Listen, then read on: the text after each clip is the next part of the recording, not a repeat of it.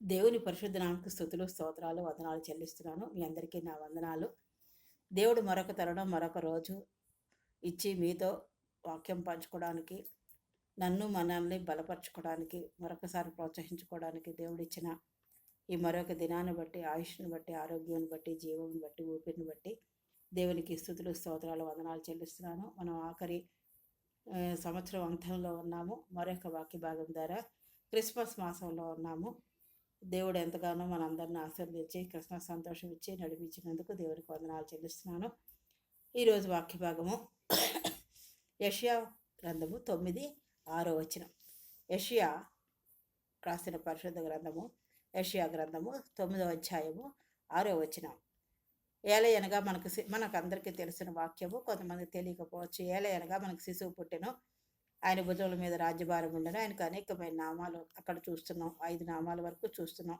ఆశ్చర్యకరుడు, ఆలోచనకర్త, బలవంతుడగు తండ్రి, నిత్యుడగు తండ్రి, సమాధానకర్త. అయితే నిత్యుడగు తండ్రి అన్న దాని మీద నేను మాట్లాడాలి, మీతో పంచుకోవాలని ఆశపడుతున్నాను. యేసుక్రీస్తు ప్రభు వారికి ఎన్నో నామాలు ఉన్నాయి, చాలా ఉన్నాయి. ఇవే కాదు, ఎన్నో నామాలు ఉన్నాయి అన్నమాట. కానీ అతి ముఖ్యమైన నామంగా ఈ నిత్యుడగు తండ్రి అనే నామాన్ని పేర్కొనవచ్చు. ఎందుకని అంటే దేవుని వాక్యం ఏమి సెలవిస్తుందంటే, ఆది యందు వాక్యం ఉండెను. యోహాను సువార్తలో చూసుకుంటే 1వ అధ్యాయం నుంచి 14వ వచనం వరకు చూసుకుంటే, ఆది యందు వాక్యమే ఉంది. ఆ వాక్యం ఉంది. ఆయన కలిగినదేది ఆయన మూలం కలగలేదు. వాక్యము దేవుని యొద్ద ఉంది. కలిగినదేది ఆయన లేకుండా కలగలేదు. సమస్తమును ఆయన సృష్టించాడు. సమస్తము ఆయన మూలంగా కలిగిందని మనం 1-14 చూసుకుంటే వివరంగా అందులో ఉంటాయి మాట. అలాగే ఆది కాండంలో చూసుకుంటే 1వ వచనం, ఆది యందు దేవుడు భూమి ఆకాశములను సృజించెను అని ఉంటుంది. అంటే పూర్వకాలం నుంచే దేవుడు ఉన్నాడు మాట. చాలామంది అనుకుంటారు యేసుక్రీస్తు ప్రభు వారు అంత 2000 సంవత్సరాలకు వచ్చాడు, 2000 సంవత్సరాలే అయింది ఆయన వచ్చి, అంతకుముందు ఏ దేవుడు ఉన్నాడు ఇలాగ అనుకుంటారు అన్నమాట. చాలామంది ప్రశ్నిస్తూ ఉంటారు. ఈయన ఎప్పుడో ఉన్నాడు, పురాతన కాలం నుండే ఉన్నాడు అన్నమాట. ఈయన సామెతలు 8:22 చూసుకుంటే, పూర్వకాలమందు తన సృష్టారంభమున తన కార్యంలో ప్రథమమైన దానిగా యెహోవా నన్ను కలుగు చేసినంటే దేవుని వాక్యం ఉంది. అప్పుడే ఉంది మాట. దేవుడు అప్పుడే ఉన్నాడు. పూర్వకాలం అందే, సృష్టి ఆరంభకు ముందే ఆయన ఉన్నట్టుగా మనం చూడగలుగుతున్నాం. వాక్య రూపంలో ఉన్నాడు, ఆత్మరూపంలో ఉన్నాడు మాట. ఈయన తండ్రి యొద్ద ఉన్నాడు, ఒక్కడే దేవుడు అని ఆయనే త్రిత్వం కలిగిన వాడు మాట. మూడు క్యారెక్టర్స్ ఏంటంటే తండ్రి, కుమారుడు, పరిశుద్ధాత్మ దేవుడు, ఆత్మ మాట. 3 ఆయనే త్రిత్వం కలిగిన దేవుడు. అయితే ఆయన అలాగ ఉన్నాడు, సృష్టారంభం నుండే ఉన్నాడు, ఆది యందు వాక్య రూపంలో ఉన్నాడు. సృష్టి పురాతన కాలమే, సృష్టి ప్రారంభం కాకముందే ఆయన ఉన్నాడు.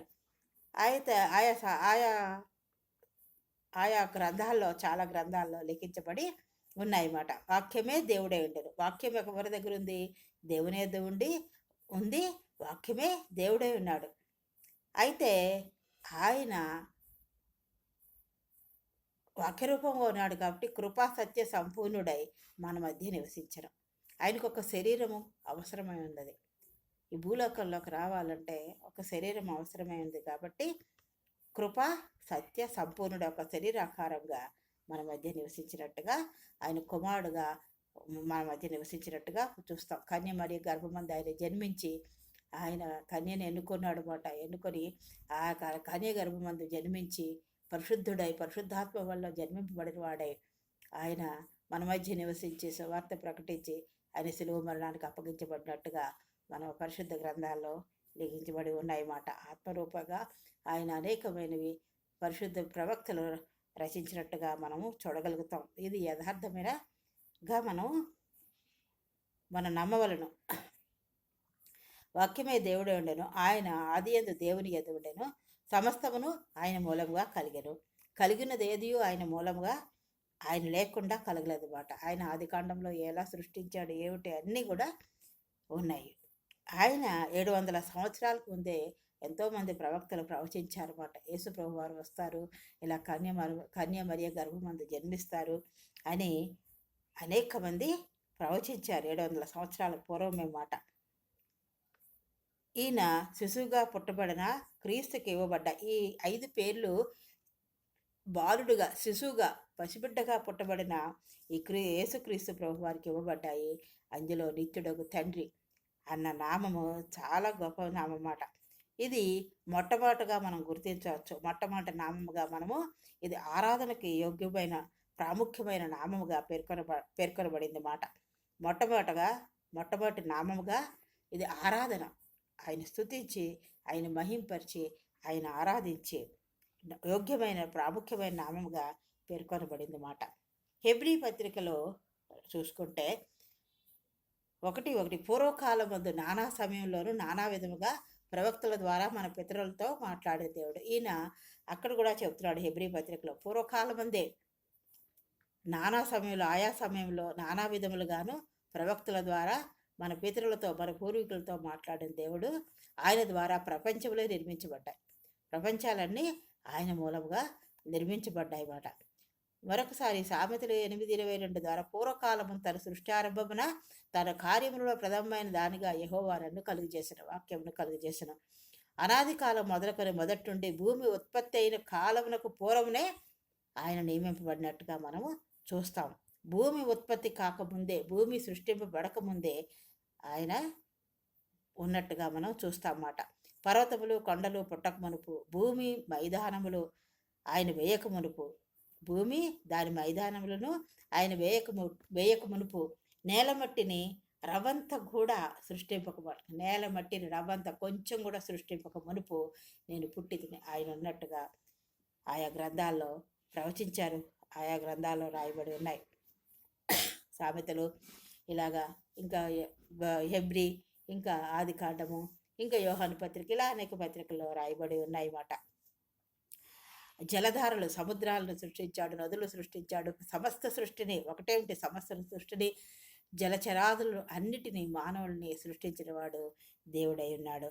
జలధారలు బిగించక మునుపు జలములు తమ సరిహద్దులు మేరకుండానట్లు ఆయన సముద్రమునకు పులిమేరలు ఏర్పరిచినప్పుడు, భూమి యొక్క పునాదులు నిర్ణయించినప్పుడు నేను ఆయన యొద్ద ప్రధాన శిల్పినై అనుదినము సంతసించు, నిత్యము ఆయన సన్నిధిని ఆనందించును. ఈయన తండ్రి యొద్దే ఉండేవాడు. వాడు తండ్రి తన ఏకైక కుమారుని పంపించినట్టుగా మనము చూస్తున్నాం. భూమి సముద్రానికి, జలధారలకి, సముద్రానికి ఏమి ఒడ్డులేదు, సముద్రానికి సరిహద్దులు, నదులకి కూడా సరిహద్దులు. ఇంతవరకే తుఫాను వస్తే ఎంతవరకు రావాలి, ఎంతగా ఇచ్చాలి, అన్నీ కూడా ఆయన ఆ సమయాలు, సరిహద్దులు అన్నీ ఆయన సృష్టించినట్టుగా ఆయన నిర్ణయించాడు. సృష్టించినప్పుడే అన్నీ నిర్ణయించినట్టుగా మనము చూస్తున్నాం. ఈయన ప్రధాన శిల్పి మాట. ప్రపంచాలు సృష్టించాడు, ప్రపంచంలో సమస్తాన్ని సృష్టించాడు. కాబట్టి ఆయన పూర్వకాలమందే ఆయన ఉన్నట్టుగా మనము చూస్తున్నాం. అయితే ఆయన ఈ భూలోకానికి ఎందుకు వచ్చాడంటే, లూకా సువార్తలో 19:10 చూసుకుంటే, నశించిన దాన్ని వెతికి రక్షించటకు, నశించిపోతున్న ప్రజలని, పాపంతో శాపంతో నశించిపోతున్న వారిని రక్షించడానికి ఆయన భూలోకంలో కన్యమ గర్భమందు పుట్టి ఆయన 33 సంవత్సరాలు జీవించి ఆయన చనిపోయినట్టుగా, సిలువకు అప్పగింపబడి సిలువ మరణం ద్వారా మనకి రక్షించినట్టుగా మనము చూడగలుగుతాం. 1 తిమోతి 1:15 చూసుకుంటే, పాపులు రక్షించడానికి వచ్చాడు. ఆయన పాపులని రక్షించడానికి వచ్చాడు. కాబట్టి ఒక గర్భములో ఆయన జన్మించాలి. కాబట్టి కన్య మరియ గర్భాన్ని ఎన్నుకొని ఒక శరీరం కావాలి. కాబట్టి ఆయన కన్య మరియ గర్భాన్ని ఎన్నుకొని జన్మించినట్టుగా మనం చూస్తాం. యోహాను సువార్త 13:3 చూస్తుంటే, తండ్రి తన చేతికి సమస్తమును అప్పగించడం. తండ్రి ఏం చేశాడు? సమస్తాన్ని కూడా ఆయనకు అప్పగించినట్టుగా మనం చూస్తున్నాం. తండ్రి అయిన దేవుడు తన ఏకైక కుమారుడే మనకి ఇచ్చేశాడు. మన గురించి భూలోకాన్ని పంపించాడు. తన చేతికి సమస్తాన్ని కూడా అప్పగించినట్టుగా మనం చూస్తాం. మీకా గ్రంథము 5:2 చూసుకుంటే, ఈయన బెత్లెహేములో పుట్టేటట్టుగా మనం చూడగలుగుతాం. యూదావారి కుటుంబంలో స్వల్పమైన గ్రామం ఇది. స్వల్పమైన బెత్లెహేం గ్రామంలో బెత్లెహేం ఎఫ్రాతా యూదావారి కుటుంబంలో స్వల్పమైన గ్రామమైన నా కొరకు ఇశ్రాయేలు ఎలబోవాడు నీలో నుండి వచ్చును. పురాతన కాలం మొదలుకొని శాశ్వత కాలం వరకు ఆయన ప్రత్యక్షమగుచుండును. పూర్వకాలం నుండి శాశ్వత కాలం, ఎవర్ లాస్టింగ్ మాట, నిత్యజీవం, నిత్యుడగు తండ్రి ఆయన శాశ్వత కాలం వరకు ప్రత్యక్షపరచబడుచుండరని దేవుని వాక్యం సెలవిస్తోంది. ఆయన నిత్యుడగు తండ్రి, ఆరాధనకి యోగ్యుడు, ఆరాధనకి యోగ్యమైన వాడు. ప్రాముఖ్యమైన పేరు ఇది, ప్రాముఖ్యమైన నామము. కాబట్టి ఈ నామం ద్వారా మనం ఆయన మహింపరచబదులై ఉన్నాం. నిత్యుడగు తండ్రి, ఆయన ఎల్లప్పుడూ ఉండేవాడు. నిత్యజీవం ఇచ్చాడు మన కోసం, మన గురించి భూలోకంలో జన్మించి ఆ మహా కుడిపార్శ్వమున, తండ్రి కుడిపార్శ్వమున ఆ పరలోక సింహాసనం విడిచిపెట్టకూడని భాగ్యముగా ఎంచుకొని రిక్తుడిగా, ధీరుడిగా, నరావతాడిగా ఆయన భూలోకంలో దుర్గంధభూయిష్టమైన పశువుల పాకలో, పశువుల తొట్టిలో నా కొరకు, మన కొరకు, నశించిన దాన్ని పాకులమైన మన కొరకు రక్షించడానికి భూలోకంలో జన్మించి సిలువుపై శిరస్సు నుండి అరికాల వరకు గాయపరచబడి, నలగొట్టబడి, కొరడాలతో కొట్టబడి శిరస్సు నుండి గాయపరచబడ్డాడు. తన రక్తాన్ని, శరీరాన్ని సిలువ బలియాగం చేసి మన కొరకు అమూల్యమైన తన రక్తధారాల ద్వారా మనకు రక్షణ ఇచ్చిన దేవుణ్ణి మన జీవితకాల పర్యంతము స్తుతించబద్దులమైన, ఎవరూ చూపిన ప్రేమని, ఎవరూ చేయలేని త్యాగం చేసిన దేవునికి మనస్తుతులు చెల్లించవలసిన వారమై ఉన్నాం. కాబట్టి నిత్యుడగు తండ్రి మనకు నిత్యజీవం ఇవ్వడానికి ఆయన వచ్చాడు. ఇప్పుడు కూడా మన కొరకు తండ్రి కుడిపార్శ్వం మీద కూర్చుని మన కొరకు విజ్ఞాపన చేయి దేవుడే ఉన్నాడు. కాబట్టి ఆయన మనము ఆరాధిస్తూ ముందుకు సాగిపోవాలి. దేవుడి వాక్యం దీవించుగాక. అత్యంత మహాపరిశుద్ధుడైన ప్రేమమైన, కృపామైన, దయామడివైన ప్రభ, మీ అపరంజి పాదములకు లెక్కలేని స్థుతులు, స్తోత్రాలు, వందనాలు చెల్లించుకుంటూ ఈ రాత్రి కాల సభలో ఈ పాసరతకు వచ్చినాం తండ్రి నాయన. మీకు ఎన్నో నామములు ప్రభ, అన్నిటికంటే ప్రాముఖ్యమైన నామంగా పరికరబడి నిత్యుడగు తండ్రి నాయన, మా కొరకు నా ప్రభ కన్య మరియు గర్భాన్ని నాయన ద్వారా ఒక శరీరాకారంలో జన్మించాలి. కాబట్టి మీరు ఎన్నుకొని నాయన ఆ పరలోక సింహాసనం విడిచిపెట్టకూడని భాగ్యముగా ఎంచుకొనక రిక్తుడుగా, దినుడుగా, నరావతాడుగా మిమ్మల్ని మీరు తగ్గించుకుని భూలోకంలో మా కొరకు నాయన మీరు జన్మించిన ప్రభ నాయన, శిరస్సు నుండి అరికాల వరకు గాయపరచబడి, నలగొట్టబడి నా ప్రభ అమూల్యమైన సిలువ బలియాగం ద్వారా నా ప్రభ మా కొరకు నాయన మీ పవిత్ర రక్తాన్ని చిందించి మీరిచ్చిన నాయన ఆ బలియాగం ద్వారా, ఆ రక్తధారల ద్వారా నాకు మాకు ఇచ్చిన రక్షణ బట్టి మళ్ళీ స్తుతిస్తూ కొనియాడుతూ మహింపరుస్తున్నాం తండ్రి.